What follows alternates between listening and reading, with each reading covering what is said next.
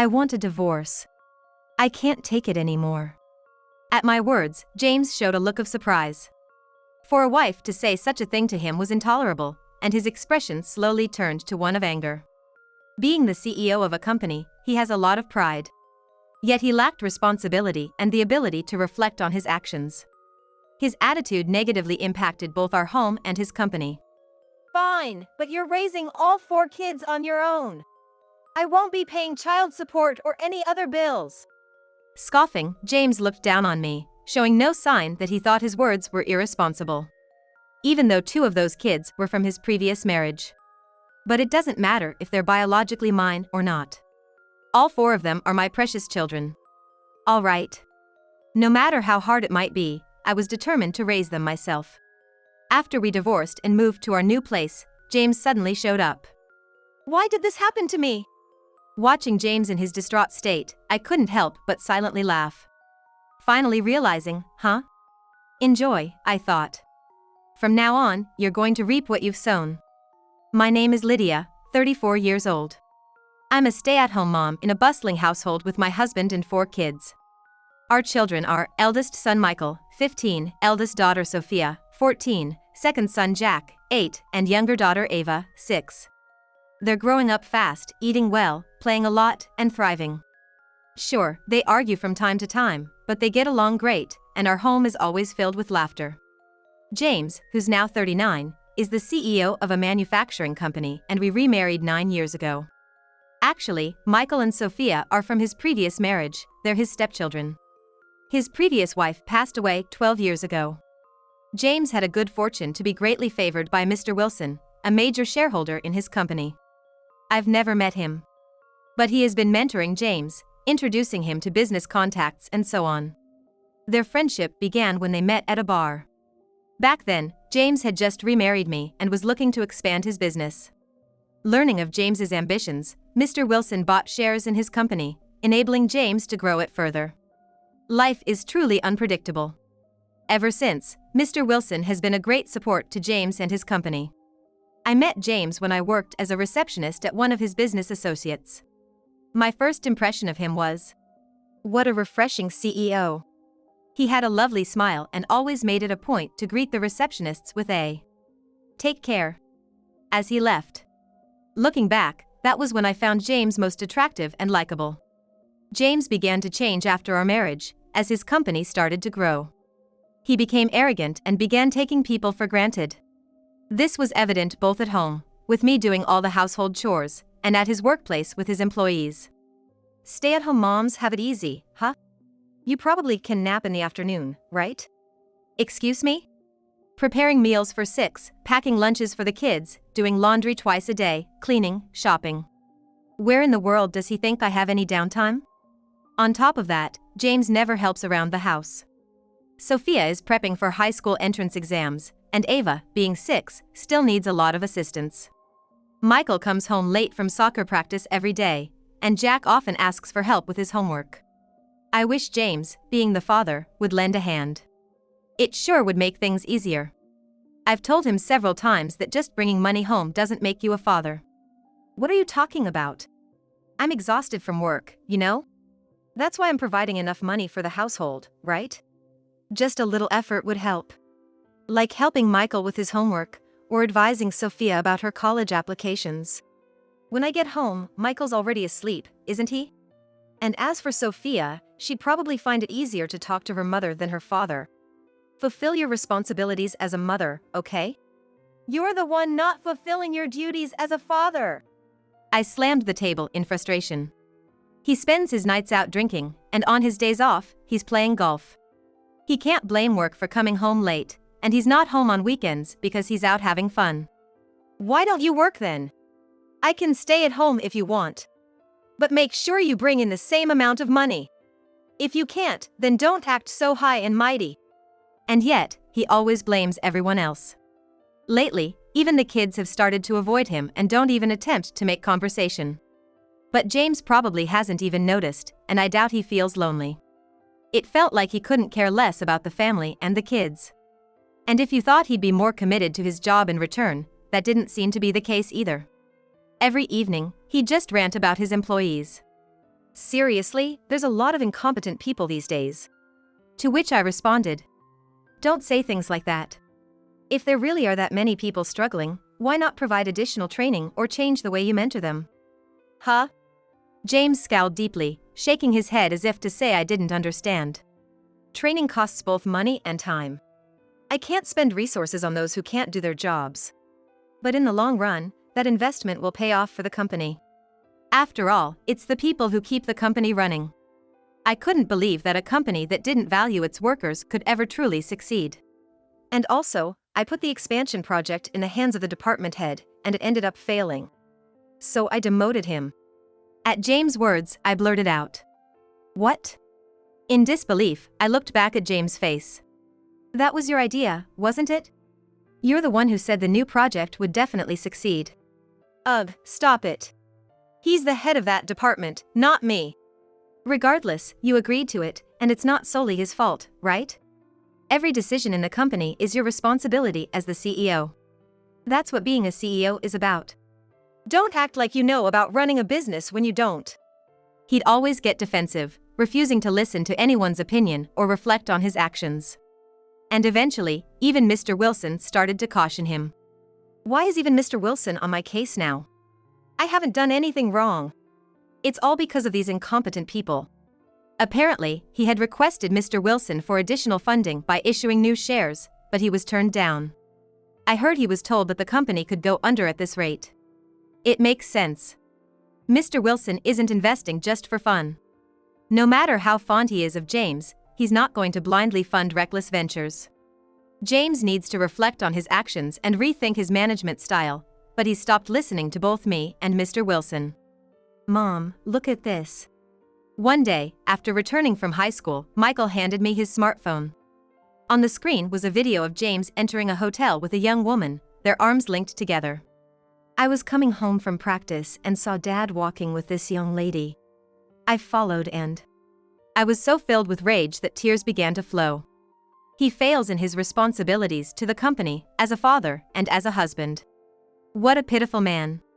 I knew it wasn't right to cry in front of my son, but the tears wouldn't stop.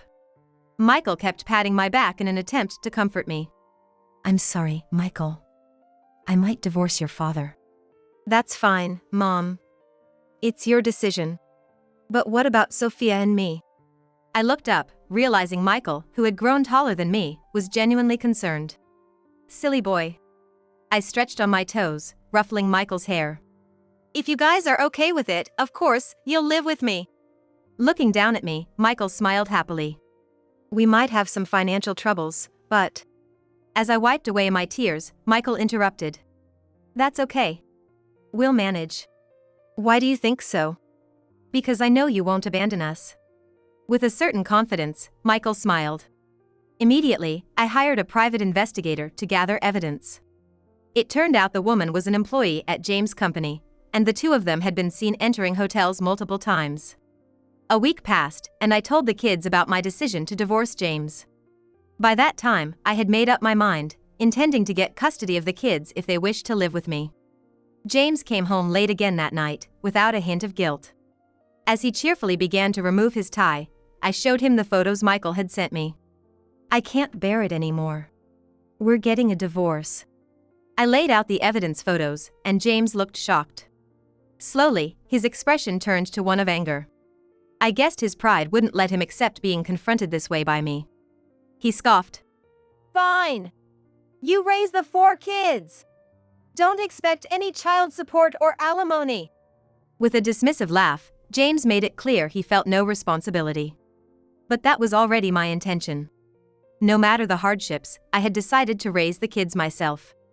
"Okay." I looked straight into James' eyes and nodded. I'd work as hard as needed for the kids. They'd be far better off with me than with such a man. The next day. "Mom, there's someone I want to introduce you to." While I was tidying up the house, Michael and Sophia came home with an elderly man. He seemed to be about 70, introducing himself with a gentle smile. "It's a pleasure to meet you, Lydia. My name is Wilson." "Wait, Mr. Wilson, as in?" "Yes, the major shareholder of James' company." "I appreciate all you've done for us." I puzzled by this unexpected introduction. why would Michael and Sophia bring Mr. Wilson home? Did they know him? Noticing my confusion, Sophia chuckled softly. Looking at me, she revealed. Actually, he's our grandfather. What? All three of them laughed at my stunned reaction. So, let me explain. Mr. Wilson began. I am the father of James' first wife. I divorced when my daughter was very young. I've always been focused on my work. Mr. Wilson had consistently paid child support even after his divorce. However, he never met or communicated with his daughter directly. He was completely dedicated to his job and didn't remarry. But after retiring and having some downtime, he began to wonder about his daughter. He wanted to see if his grown-up daughter, whom he knew nothing about, was leading a happy life. When he hired a detective to find out about her, he learned that both his daughter and her mother had passed away. Yet, Mr. Wilson found out about his grandchildren and that they were now being raised by his daughter's husband, James. He thought of introducing himself and offering support if James was raising them alone. However, it was right around the time James and I got remarried. That's why I hid the fact that I was his first wife's father when I approached James at the bar. I learned that he was having financial troubles with the company, so I offered to help. Mr. Wilson explained. So meeting in the bar wasn't by chance. Exactly. He replied. Apparently, about 3 years ago, he approached Michael and Sophia on their way home from school and told them he was their grandfather. Since then, they had been in touch quite often. Michael told me about your divorce. At first, I was thinking of just offering some financial assistance. He trailed off, gazing at me thoughtfully. Michael also told me about James having an affair with an employee and what he says about them at home. And how you've responded to all of it. He probably learned about James blaming and speaking ill of his employees. I've been aware of the complaints against James from his staff for some time now. I hoped he'd come around, but I've been pretty disappointed in him. Hearing your employees being badmouthed, especially regarding an affair with one of them, is quite unsettling. Especially blaming your subordinates for your own mistakes, that's not what a leader does. Mr. Wilson himself had run a business. He certainly had a strict perspective on what's expected of a company's president. That said, Lydia, I have a request for you. He said, looking serious. It took about a month to get everything set up. After the divorce, Mr. Wilson helped us purchase an apartment. It's a spacious place with 4 bedrooms, enough for the kids to live comfortably. Thanks to Mr. Wilson covering the down payment, I felt incredibly grateful. I can't thank you enough for all you've done. No worries, Lydia. You're gonna have to work hard from here on out. Mr. Wilson said with a warm smile. The kids were really helpful with the move, making the transition smooth. A few days later, in the middle of the day, the doorbell rang persistently. It kept ringing incessantly, and then there was loud, urgent knocking on the door. Checking the security camera, even though it's a secured apartment building, I saw James right at the entrance. How do you know where I live? How did you get in? I hired a detective and found out. Open the door! Excuse me? I'm not letting you in. The moment I turned off the monitor, the knocking intensified. Please, open up! I reluctantly opened the door to avoid disturbing the neighbors, but had no intention of letting him in further. So, what do you want? Standing firmly at the doorway, I crossed my arms and looked at James. There's a shareholder meeting coming up. You still have shares in my company, right? Yes, I do. So? They're discussing my removal as CEO. Of course, I knew. I had received the meeting notice detailing the agenda. James, losing his composure, pleaded. Oppose it for me. I wondered what was going through his mind. Was he desperately approaching each shareholder like this? I can't get in touch with Mr. Wilson. James was frantic in front of me. Is even Mr. Wilson trying to remove me? Why am I facing this? Inside, I couldn't help but laugh at the sight of the distressed James. Did he finally realize? If he thought he could still get help after ignoring all of Mr. Wilson's advice, he was really naive.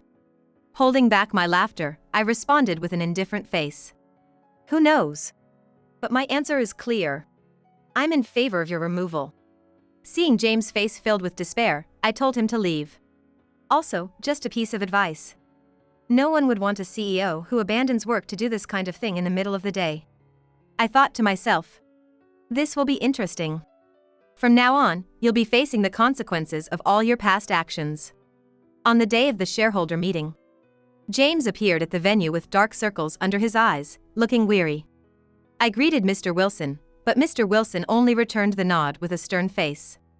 The moderator started the meeting, and the proceedings got underway. The shareholders were abuzz with the news of James' potential dismissal. Some even called for James' immediate removal, but Mr. Wilson opposed it. We need him to understand why this is happening. James, looking at Mr. Wilson, was on the brink of tears. He couldn't fathom why someone who had always been kind to him would say such things. The reasons for the dismissal. Mr. Wilson began reading from documents detailing James' misdemeanors. Based on complaints from employees, researched over a month, reports, and testimonials. We have recorded audio, and some incidents are on security footage. You're so incompetent. Is that why the performance is bad? James' recorded outbursts echoed in the hall. The content was unbearable, even denying the personalities of the other party. On the large screen, a video showed James hitting an older male employee's head with a bundle of papers. The shareholders frowned. It wasn't just bad-mouthing his employees at home, James had been abusive at the company. This was his comeuppance for becoming arrogant, thinking he was favored, and not heeding Mr. Wilson's warnings. It's not true. They kept bringing up requests and opinions without showing results. James stood up, desperately trying to defend himself. Yet, as expected, voices criticized. Did you really need to go that far? Striking with a bundle of papers. But the current audio and footage are malicious. Yes, I was framed. James claimed it was odd that the voice recordings didn't capture what was said before he began shouting. He asserted in front of everyone that they selectively reported only the parts that favored their argument. Even in the footage, there's no sound. You don't know what sort of rude things that employee said to me, do you? No one was inclined to take James' side at face value. However, some did voice that if they were going to dismiss him, they wanted to ensure everything was done fairly. Looking at a slightly relieved James, Mr. Wilson and I exchanged glances. The more James resisted, the more evidence we'd present. James seemed unaware he was digging his own grave. Let's hear from him then. The former head of the planning division spoke. After the new venture that the CEO wanted failed, I was demoted. Even though he had followed every directive, he was made responsible when things went south. That's not true. You failed, not me. Don't put this on me. In response to James' rebuttal, the former head repeatedly stated, I simply followed instructions. Clenching his fist in frustration. When I looked back in surprise, all eyes were on me. Lydia is the former wife of our CEO. Could you repeat here what you told him? Prompted by Mr. Wilson, I stood up. Yes.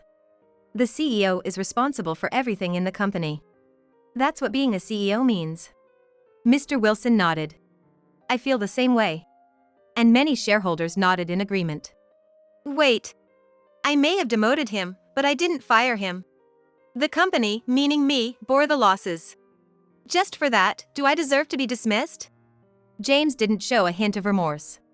That was the main issue, but it seemed James hadn't learned. Mr. Wilson interjected. There's more. James exclaimed. There's more? Yes, there's more. Then, on the screen, a picture was displayed showing James entering a hotel with a female employee. What? James, in shock, lunged at me. Several shareholders restrained him. Lydia! You showed this to Mr. Wilson? Mr. Wilson promptly responded. No, she didn't. James quickly responded to Mr. Wilson with a puzzled. Huh? But, other than Lydia, who could it be? This was taken by my grandson, Michael. What did you say? Grandson? Michael? James was shocked, raising his voice in disbelief. Mr. Wilson smiled and nodded. If I tell you Michael and Sophia are my grandchildren, would you understand? James's eyes widened, and he sank to his knees. So all this while, the one who's been supporting me was. Because my daughter was in your care and you were raising my grandchildren. I believed in you, but you've changed. Just because I told Lydia to raise those kids, my life's over? It's because of your true character. James crouched on the floor, clutching his head, and began to sob. Now, everyone, the woman in the photo that caused the CEO's divorce is an employee of our company. This means the CEO made advances on an employee while he was still married. With his forehead still on the floor, James kept muttering. Stop it, please stop. Do you think he's still fit to be the CEO? With Mr. Wilson's words, the unanimous decision was made to dismiss James. After James was let go, I took on the role of CEO. Mr. Wilson valued the suggestions I had made earlier, like training for those who can't keep up with the work and trying different mentoring techniques. He wanted to see me in a leadership role. Some other shareholders also took a liking to me, and with the help of the employees, I've been working hard as CEO.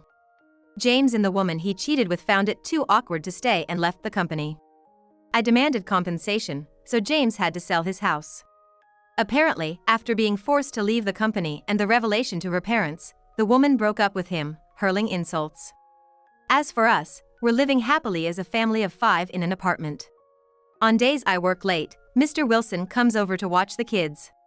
Jack and Ava are equally fond of him, and they love spending time with Mr. Wilson. Michael and Sophia have started preparing dinner and waiting for me. I'm grateful to Mr. Wilson and the kids and am living every day to the fullest.